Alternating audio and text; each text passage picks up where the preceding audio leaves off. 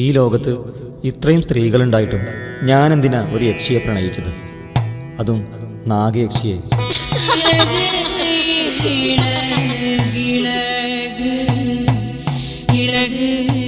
എള്ളെടുത്ത് 3 പ്രാവശ്യം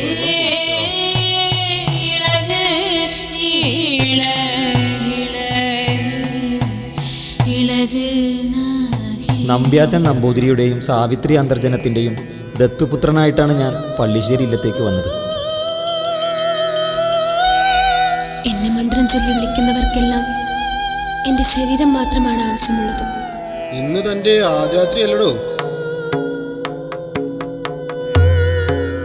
അതോടുകൂടി ഈ തറവാടിന് നിനക്കും സമ്പൽ സമൃദ്ധി കൈവരും.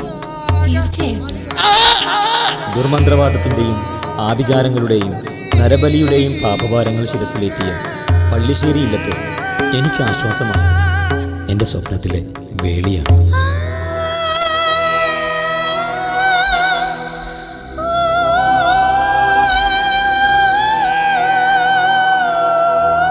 അയാളുടെ മുന്നിൽ പ്രത്യക്ഷപ്പെടേണ്ടത് എന്റെ കടമയാണ്.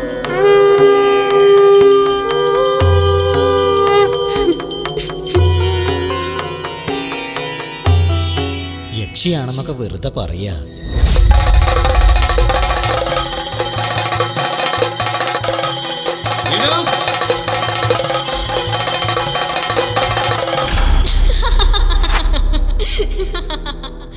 നാഗേശ്വരത്തിൽ ആരാ വിളക്ക് വെച്ചത്? ഇതൊരു കഥയാണ്, നിങ്ങൾ ഒരിക്കലും വിശ്വസിക്കാത്ത പ്രണയകഥ. ഇത്രയും സുന്ദരിയായിട്ട് ഇതുവരെ കണ്ടിട്ടില്ല. എനിക്കങ്ങേ പൂർണ്ണ നഗ്നനായി കാണണം.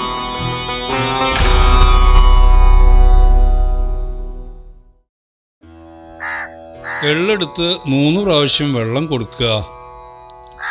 ചന്ദനെടുത്ത് 3 പ്രാവശ്യം വെള്ളം കൊടുക്കുക. ഇനി പൂവെടുത്ത് 3 പ്രാവശ്യം വെള്ളം കൊടുക്കുക. കണ്ണടച്ച് ആത്മാവിനെ മനസ്സിൽ ധ്യാനിച്ച് പിണ്ടം ഇരയിൽ സമർപ്പിക്കുക. 3 പ്രാവശ്യം വെള്ളം കൊടുക്കുക.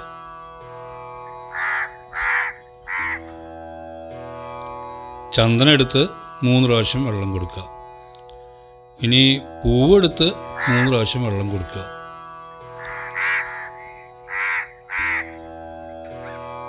പ്രാർത്ഥിച്ചോളൂ. ഈ നാട്ടിലേക്ക് ഇതുവരെ വരെയുണ്ടായില്ല. ഓ, എങ്ങനെയാ? ഇല്ലത്തെക്കുറിച്ചുള്ള വിവരങ്ങളെല്ലാം അറിയാല്ലേ? സന്തോഷം. പള്ളിശ്ശേരി ഇല്ലത്തെക്കുറിച്ച് ഇപ്പോൾ ആർക്കാ അറിയാത്തേ? ശിവ ശിവ, ഇപ്പോഴത്തെ കഥയച്ചാ പറയേ വേണ്ട. ഈശ്വര നിശ്ചയം. പള്ളിശ്ശേരിയെല്ലാം കുട്ടി കണ്ടിട്ടുണ്ടാവുമല്ലോ അല്ലേ? പിണ്ടൊടുത്ത് പുഴയിൽ സമർപ്പിച്ചോളൂ.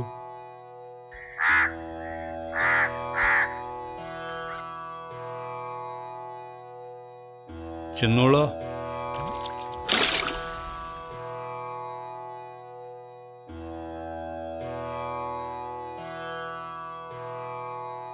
ഒരു എയർപോർട്ട് ട്രിപ്പ് ഉണ്ടായിരുന്നു.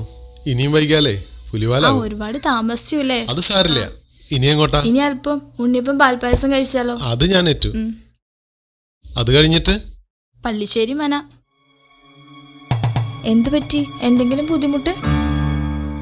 അതല്ല, അവിടെ പോയവരാരും പോയ പോലെ തിരിച്ചു വന്നിട്ടില്ല. എനിക്കൊന്ന് 2 അനുഭവങ്ങളുണ്ടേ. അത് ശരി, എന്നാ ഒന്ന് പോയി കാണണല്ലോ. ഞാനവിടെ കൊണ്ടുവിടാം, അത്രേ പറ്റൂ.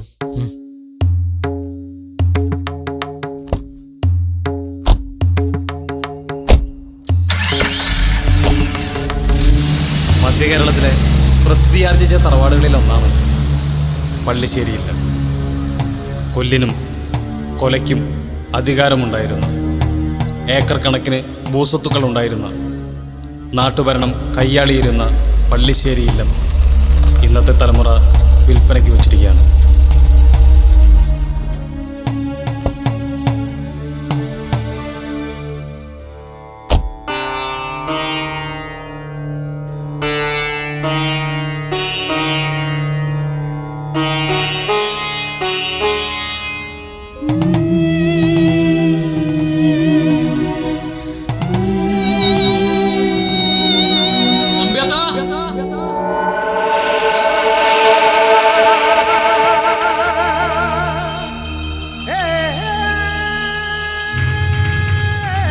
പള്ളിശ്ശേരിയില്ലത്തെ ഏക അവകാശിയായിരുന്ന നമ്പ്യാത്തൻ നമ്പൂതിരി.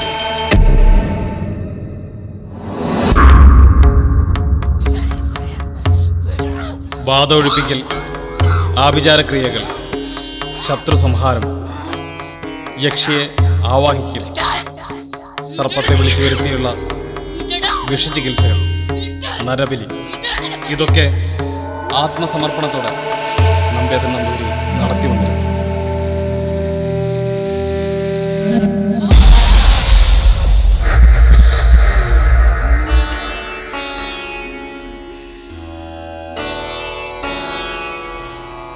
ഓം സർപ്പായ ഓം നാഗരാജായ ഓം അനന്തായ ഓം പത്മായ ഓം ഗുളികായ ഓം കാർക്കോടകായ ഓം തക്ഷകായ ഓം ജർവരായ ഓം അജഗോപായ ഓം ശിവായ ഓം അർബുദായ ഓം ശക്രികായ ഓം പശുകായ ഓം മഹാപാദകായ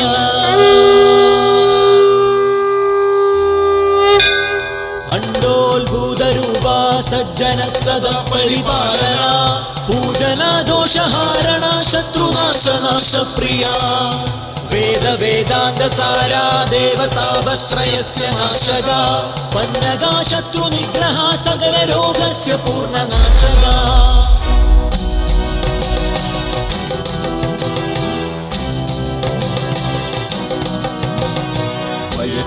जनवन्यपादालवास निबिडगृहबहुलजनदिशहार सर्वा जनवन्यपादालवास निबिडगृहबहुलजनदिशहार सर्वा ॐ सर्पराजाय नागराजाय शङ्खपालाय अजगामाय अरुणाढाय श्रीकृष्णाय वासुगिने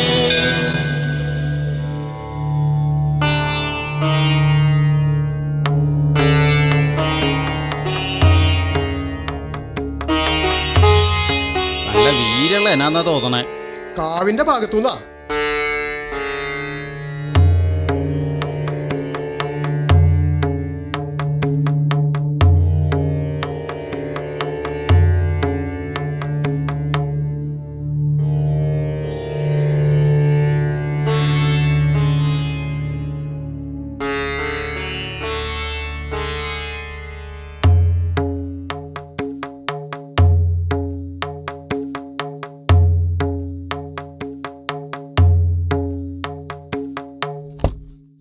ഞാനെന്നാ പോക്കോട്ടെ, ആവശ്യമുണ്ടെങ്കിൽ വിളിച്ചാൽ മതി. ആ ശരി.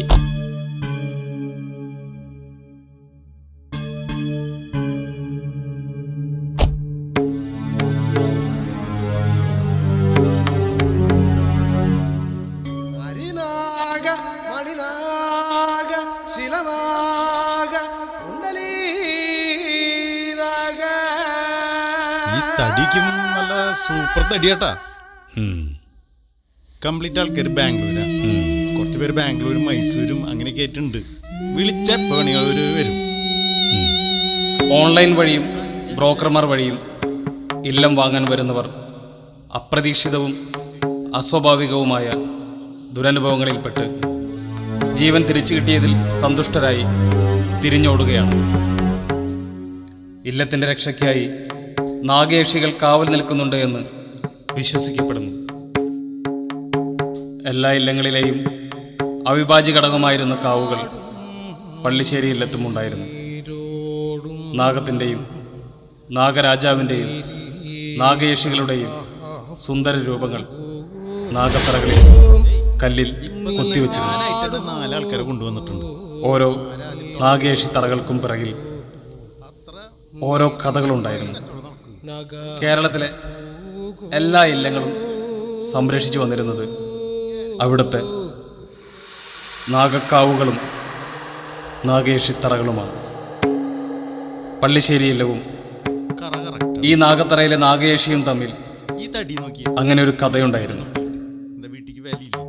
ഒരു ദത്തിൻ്റെ കഥ, ഒരു അമ്മയുടെ കഥ, ഒരു പ്രണയത്തിൻ്റെ കഥ, നിങ്ങൾ ഒരിക്കലും വിശ്വസിക്കാത്ത പ്രണയകഥ.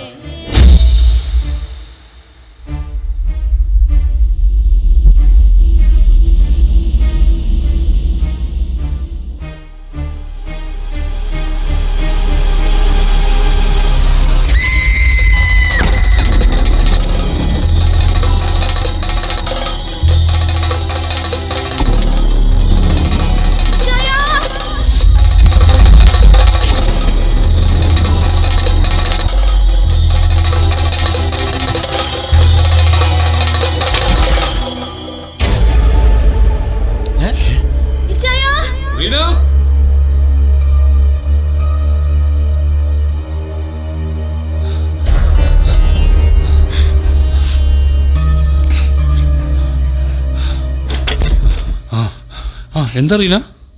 അയ്യോ ഏട്ടാ ഞാൻ ആ, പോവാ. Right, right. പോവാം നമുക്ക് പോവാം പോവാം പോവാം.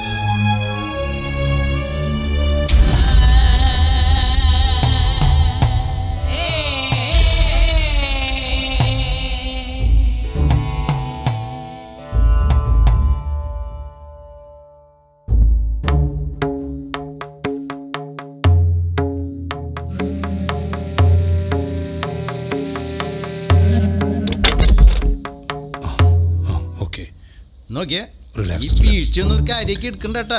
പഴയ വീടാകുമ്പോ ഇങ്ങനെ വീണും വീണെങ്കിൽ നിൽക്കും. okay. നോക്കിയേ ആ, 5 പതുക്കെ. ഏക്കറാണ് ഈ സ്ഥലം. അത് ചുളി വിലക്ക് ഞങ്ങോട്ട് മേടിച്ചു തരും. നോക്കിയേ ഓക്കെ ഇങ്ങോട്ട് നോക്ക്. 5 ഏക്കറ Okay. 2 ഏക്കറ പൈസ ഞങ്ങോട്ട് മേടിച്ചത് തരും. ആ, ഞാൻ തന്നെ വിളിക്കാം. ചെയ്തോണ്ടിരിക്കണം. നോക്കിയേ വിളിക്കൂ. വിളിക്കാന്ന് പറഞ്ഞല്ലോ.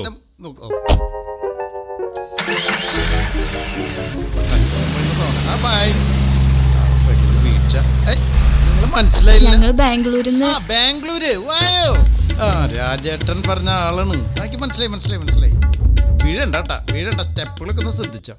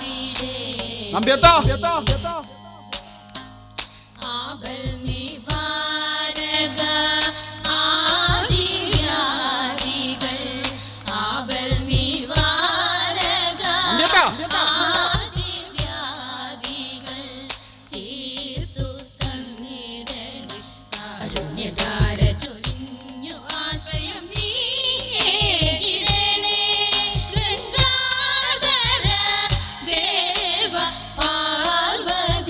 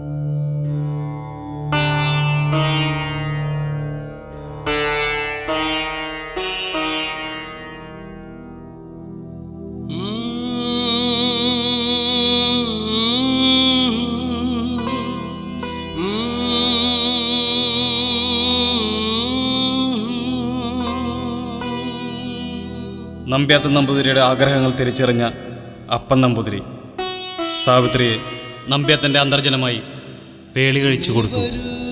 സഖി കനവായി കാത്തിരും നേരെ പതിവായി നീ വരൂ സഖി കനവായി കാത്തിരും നേരെ പതിവായി ചന്ദന മണിവാതിൽ തുറക്കൂ നീ മോഹസുഗന്ധമായി.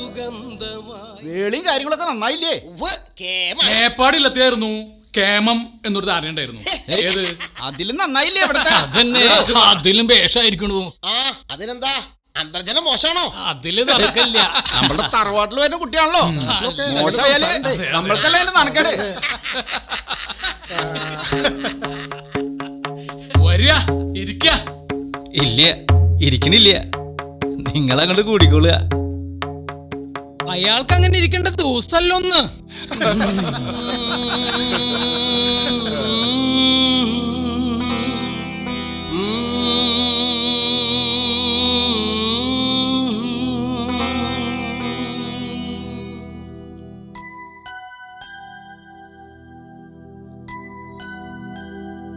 നീ വരൂ സഖി കനവായി കാത്തിരും നേരെ പതിവായി നീ വരൂ സഖി കനവായി കാത്തിരും നേരെ ഇതെന്തൊരു നോട്ടാത്, ആദ്യമായിട്ട് കാണുന്നത് പോലെ. ഇത്രയും സുന്ദരിയായിട്ട് ഇതുവരെ കണ്ടിട്ടില്ല. തിരുവാതിരക്കളിക്ക് ഇത്രയും ചന്തണ്ടെന്ന് അറിഞ്ഞത് തമ്പ്രാട്ടിയുടെ കടക്കണ്ണോണ്ടുള്ള നോട്ടം കണ്ടപ്പോഴാ. ഞാനാകെ പേടിച്ചുപോയി. ഇത്രയും പ്രതാപിയായ നമ്പൂതിരിയുടെ അനന്തരാവകാശിയുടെ കണ്ണുകളിലാണല്ലോ എൻ്റെ നോട്ടം ചെന്ന് കൊണ്ടത് എന്നോർത്ത്. ഇനി എന്തെല്ലാം പുല്ലാപ്പുകളാണാവും ഉണ്ടാകാൻ പോകുന്നതെന്നോർത്ത്. ആ ഒറ്റ നോട്ടവും ചിരിയുമല്ലേ എന്നെ വീഴ്ത്തിക്കളഞ്ഞത്. അടുത്ത നോട്ടത്തിനുള്ള ധൈര്യം കിട്ടാൻ ഞാൻ പ്രാർത്ഥിക്കാത്ത ദൈവങ്ങളില്ല. ദൈവങ്ങളെയൊക്കെ പ്രാർത്ഥിച്ചു. ഇനിയും കാത്തിരിക്കാൻ ക്ഷമയില്ല.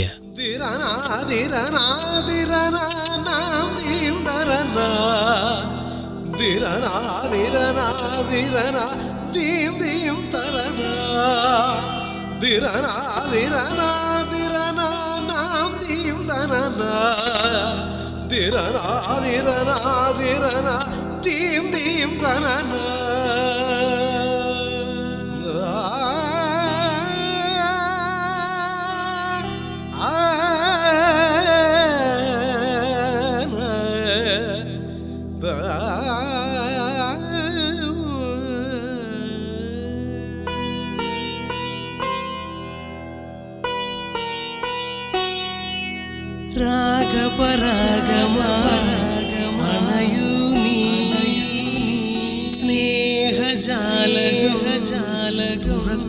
നീ രാഗപരാഗമണയൂ നീ സ്നേഹജാലകു നീ അരികെയെന്നും നീയായി തരളമേതോ തേടി പൂക്കാലം പാടിലും പാടിയെന്നും കൂടെ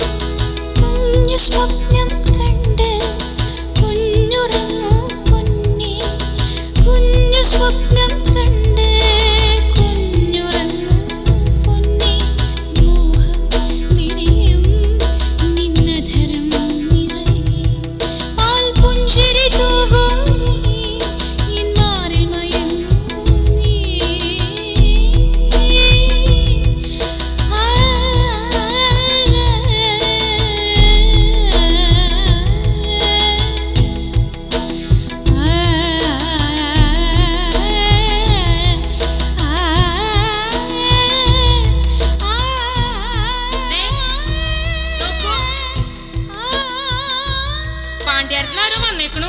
ഓ ദേ വരുന്നു.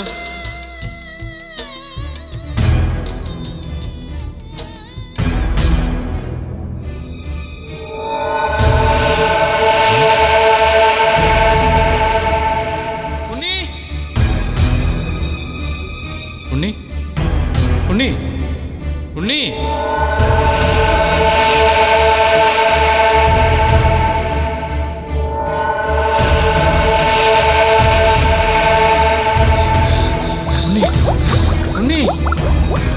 ഉണ്ണി ഉണ്ണി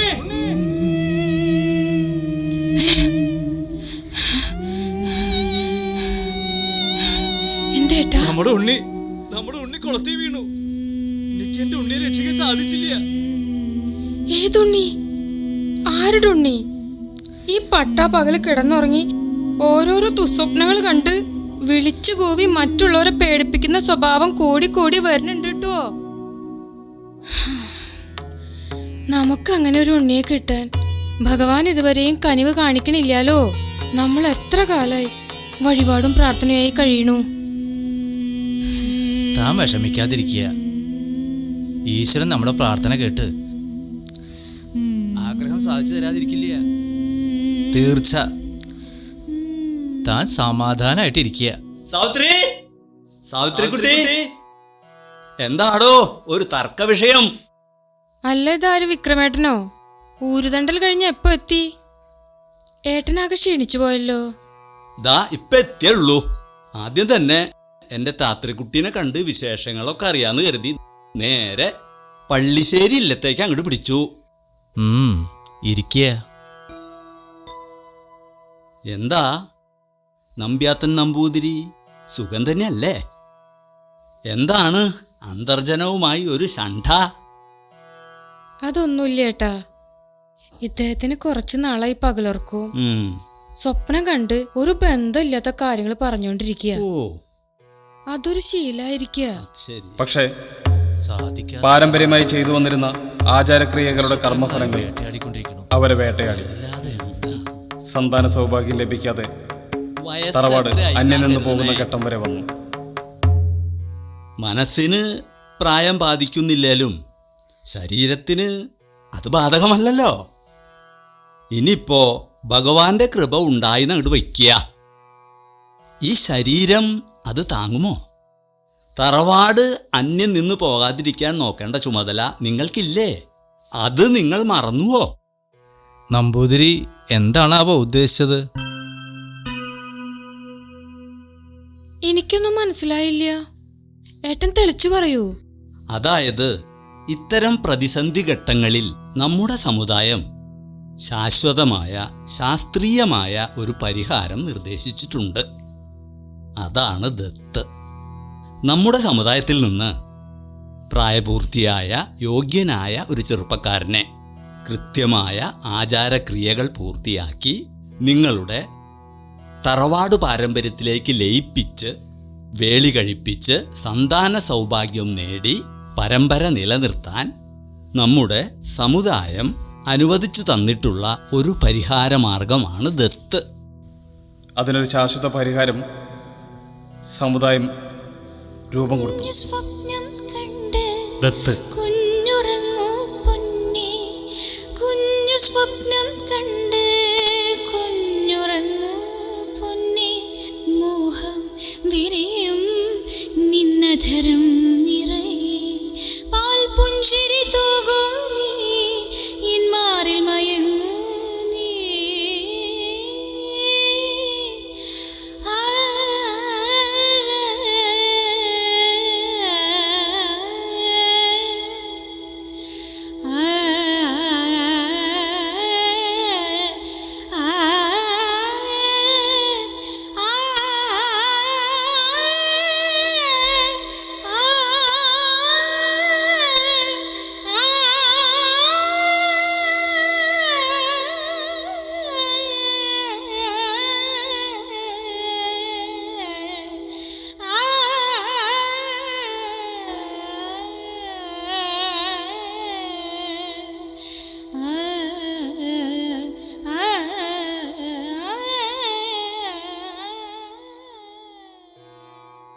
ദത്തെടുക്കലൊക്കെ ശരിയാവോ?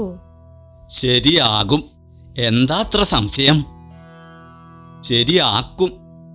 എന്താ നമ്പൂതിരി, അങ്ങനെ അല്ലാന്നുണ്ടോ? അങ്ങനെ അച്ചാൽ അങ്ങനെ ആയിക്കോട്ടെ. ഞാൻ പറഞ്ഞു വന്നത് എന്താന്ന് വെച്ചാൽ, ഇത്തരം പ്രശ്നങ്ങൾക്ക് നമ്മുടെ സമുദായം പാരമ്പര്യമായി അനുവദിച്ചു തന്നിട്ടുള്ള ഒരു സമ്പ്രദായം ഉണ്ടല്ലോ, അതിനുള്ള നടപടികൾ എത്രയും പെട്ടെന്ന് അങ്ങോട്ട് ചെയ്യുക. പള്ളിശ്ശേരിയുടെ കാര്യം നമുക്കെല്ലാം അറിയാലോ. ധനാടിയായ കുടുംബം, 10,000-കണക്കിന് പറ നെല്ലിന്റെ പാട്ടം, അനവധി ഭൂസ്വത്ത്. പക്ഷെ അനുഭവിക്കൊരാളില്ല അച്ഛാ. എന്താ ചെയ്യാ? വർഷങ്ങളായിട്ടുള്ള കാത്തിരിപ്പും വൃതാവിലായി. ശിവ ശിവ, ആ തറവാട് അന്യം നിന്ന് പോവാതിരിക്കാൻ എണങ്ങാരായിട്ടുള്ള നമ്മുടെയൊക്കെ കടമയാണ്. നമ്മുടെ ആരെങ്കിലും ഇല്ലത്തേന്ന് ഒരാളെ സർവസ്വദാനം ദത്ത് നൽകാൻ നമ്മൾ തയ്യാറാവണം. ഒരു കാര്യം ചെയ്താലോ, പ്ലാക്കുഴി രണ്ടാവണ്ടല്ലോ, അയാളെ നോക്കിയാലോ? ആയിക്കോട്ടെ. അയാളോ? അയാൾക്ക് നാട് മുഴുവൻ സംബന്ധല്ലേ? പിന്നെണ്ടോ അയാളിതിൽ നിൽക്കണേ? ഓ, അതിന് നമ്പ്യാത്ത നമ്പൂതിരിക്കും സാവിത്രിക്കും സമ്മതാവണ്ടേ? പള്ളിശ്ശേരി മനയുടെ അന്തസ്സിനും പാരമ്പര്യത്തിനും കോട്ടം തട്ടാത്ത വിധത്തിൽ യോഗ്യതയുള്ള ഒരാളെയാണ് തെരഞ്ഞെടുക്കേണ്ടത്. അങ്ങനെ വെച്ചാ എന്തിനളയണം അങ്ങോട്ടും ഇങ്ങോട്ടും പോണേ? തനിക്കും ഉണ്ടല്ലോ 3 അനിയന്മാര്. വാസുവോ, നീലാണ്ടനോ, ജയന്തനോ, ആരും ആവാലോ. വിരോധമില്ലല്ലോ. ദാ ഇവിടെ ഇരിക്കല്ലേ, നേരിട്ട് അങ്ങോട്ട് ചോദിക്കാം. എന്താ വാസുവിന്റെ അഭിപ്രായം? എനിക്ക് തരാവൂല്ല. അപ്പൻ നമ്പൂരിക്ക് സ്വജാതിന് വേളി വിധിച്ചിട്ടില്ല. ശാന്തി ചെയ്യണ അമ്പലത്തിന്റെ ഭാര്യത്ത് അങ്ങനെയാ ഒരു വാരസ്യാരെ ഭാര്യയായിട്ട് കൊണ്ടു നടക്കണേ. ഇപ്പൊ 2 കുട്ടികളുമായി. ആ 3 ആത്മാക്കളുടെ സ്നേഹം കളഞ്ഞിട്ട് എനിക്കൊരു വേളി വേണ്ട. എന്താ നീലണ്ട തന്റെ അഭിപ്രായം? ഞാനിപ്പോ ചേർക്കര പോലത്താണല്ലോ, ഞാനെന്താ പറയാ? തമ്പ്രാട്ടി സമ്മതിക്കും തോന്നില്ല. എന്നോട് അത്രയ്ക്കും കാര്യമാണ് അവർക്കേ. വാസുവിനും നീലണ്ടനും വാരസാനും തമ്പ്രാട്ടിയൊക്കെയായി. ജയന്തനാണെങ്കി ഇപ്പൊ ആരും ഇല്ലല്ലോ. അതെനിക്ക് സമ്മതാ. അതിന് അയാൾ ഇവിടെ ഇല്ലല്ലോ സമ്മതം അറിയാൻ. അല്ല, അത് പെണങ്ങരുടെ കടമയല്ലേ, അതാരെങ്കിലും നിറവേറ്റണ്ടേ? ഒരു കാര്യം ചെയ്യാം, നമുക്കതങ്ങോട്ട് തീരുമാനിക്കാം. അയാളോട് ഞാൻ പറഞ്ഞ് സമ്മതിപ്പിച്ചോളാം. അയാളാകുമ്പോ യോഗ്യതയുടെ കാര്യം പറയണ്ടല്ലോ.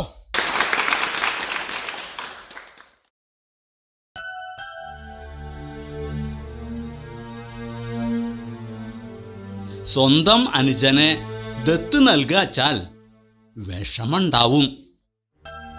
ആ ഒരു ത്യാഗം ചെയ്യാൻ സമുദായ സ്നേഹമുള്ളവർക്കേ കഴിയൂ. അയാളെ ഒരു അനുജനായിട്ടല്ല, ഞങ്ങള് മകനായിട്ടാ നിരീക്ഷിച്ചിട്ടുള്ളേ. അതിനെന്താ, ദത്തെന്ന് പറഞ്ഞാൽ മുറിഞ്ഞു പോണ ബന്ധമല്ലല്ലോ. പിന്നെ അയാള് വരുന്നത് സമ്പത്തിന്റെ നടുവിലേക്കല്ലേ?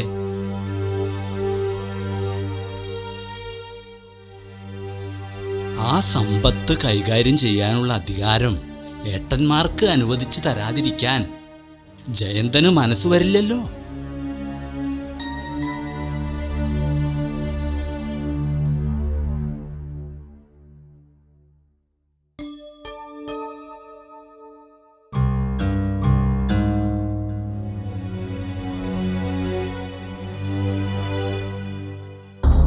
ഇളയടത്ത് മനയിലെ ഇളയ സന്തതിയാണ് ജയന്തൻ നമ്പൂതിരി. എന്നെ കൊണ്ടാവുന്നൊക്കെ ഞാൻ പറഞ്ഞു നോക്കി, ഒരു രക്ഷയില്ല. ഇനി തനിക്കെന്താ വെച്ചാ പറ്റുവച്ചാ അങ്ങോട്ട് പറഞ്ഞു നോക്ക, അത്രേ ഉള്ളൂ.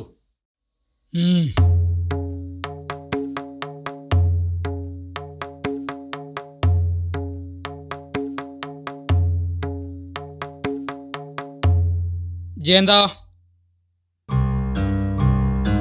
ഇങ്ങോട്ട് വരിക. പഠനകാര്യത്തിൽ അനുകരണീയമായ മികവ് പുലർത്തിയ വ്യക്തിയാണെങ്കിലും തറവാട്ടുകാരനവരായ മൂസമ്പൂരി അർഹമായ പരിഗണന നൽകാതെ അവഹേളിച്ചു കൊണ്ടിരിക്കുന്ന അനുഭവത്തിൽ നിരാശപ്പെട്ട് കഴിയുകയാണ്. എന്റെ മുഖത്തോക്കി നിഷേധിക്കാൻ നിനക്ക് എങ്ങനെ ധൈര്യം വന്നു? വയ്യാന്ന് അറുത്തു മുറിച്ച് പറയാതിരിക്കുക. പള്ളിശ്ശേരിയിലെ കഥ നിനക്കറിയാലോ. ഇത്രയും സ്വത്തുള്ള ആൾക്കാർ നമ്മുടെ നാട്ടിലുണ്ടോ? നിന്നെ സംബന്ധിച്ച് വീണ് കിട്ടിയ ഭാഗ്യം എന്നല്ലാണ്ട് എന്തപ്പ പറയാ? ആ ഭാഗ്യം എനിക്ക് വേണ്ടാച്ചാലോ? ഞാൻ വാക്കുകൊടുത്തു പോയി, ഇനി മാറ്റാൻ പറ്റില്ല.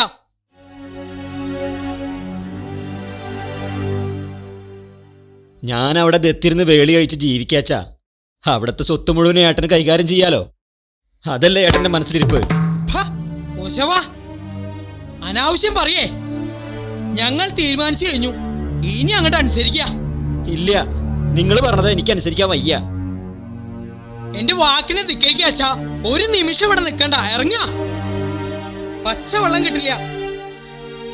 മറ്റൊരു ഇല്ലത്തേക്ക് ദത്ത് നൽകാതിരിക്കാൻ, മറ്റൊരു വേളി കഴിക്കാതിരിക്കാൻ ജയന്തൻ തിരുമേനിക്കൊരു കാരണമുണ്ടായിരുന്നു.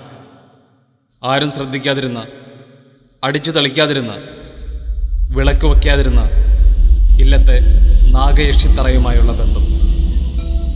ഇടയ്ക്കിടെ ബാധ കയറുന്ന ചിത്തഭ്രമമുള്ള ഏടത്തിയമ്മയാണ് തറവാട് നാഗയക്ഷിത്തറയുമായുള്ള ബന്ധം ജയന്തന് പറഞ്ഞു കൊടുത്തത്. ജയന്തന്റെ ഉള്ളിലെ ഒറ്റപ്പെടൽ മാറ്റിയെടുത്തത്. യക്ഷിയുടെ പ്രതിമേനെ പൂജിച്ചിട്ട് ഒരു കാര്യമില്ല ഏടത്തിയമ്മേ. എന്നാ ആരാ പറഞ്ഞേ? ഈ തറവാട്ടിലെ ഐശ്വര്യത്തിന് കാരണം ആ യക്ഷിക്കാവും അതിലെ നാഗയക്ഷികളാ.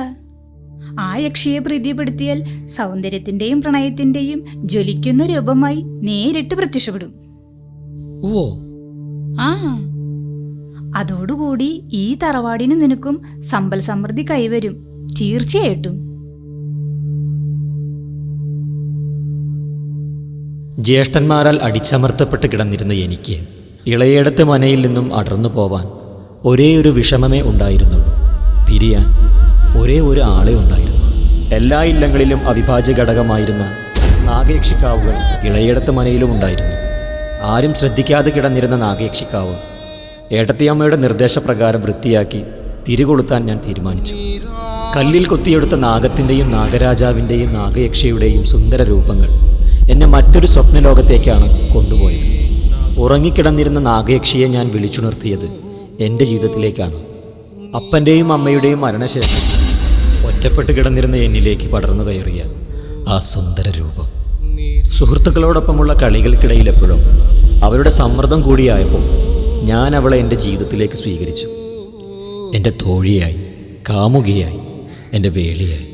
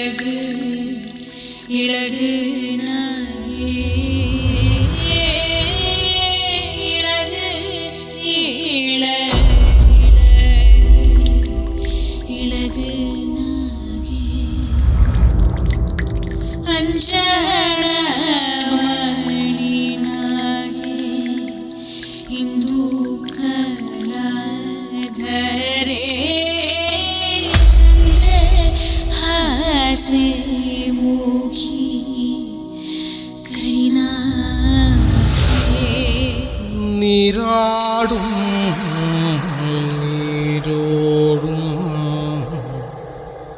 നീരീനകാപ്പൂകും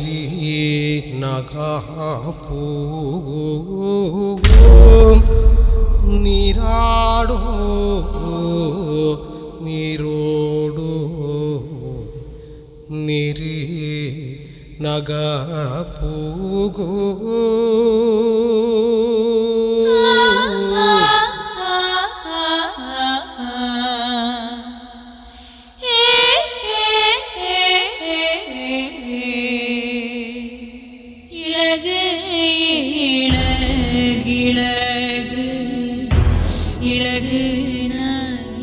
ഇപ്പൊ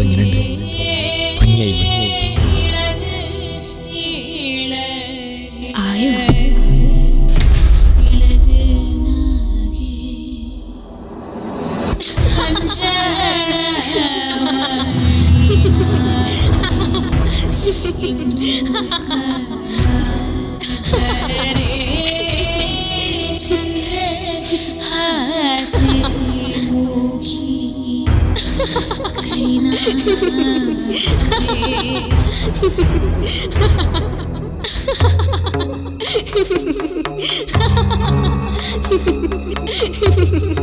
Ha ha ha!